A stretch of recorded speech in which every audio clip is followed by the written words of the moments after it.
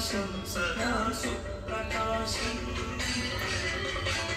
गिरीशं गणेशं सुरेशं महेशं शिवं शङ्करं शम्भुमीशानमेणे निहिङ्गध्वजा संवृतीकान्तरेणं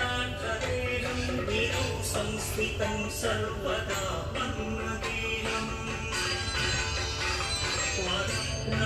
ब्रह्मादितिर्वन्द्यमानं शिवं शङ्करं शम्भुमीशानमेणे प्रमाणं त्रिशूलं कराभ्यां ददानं पदं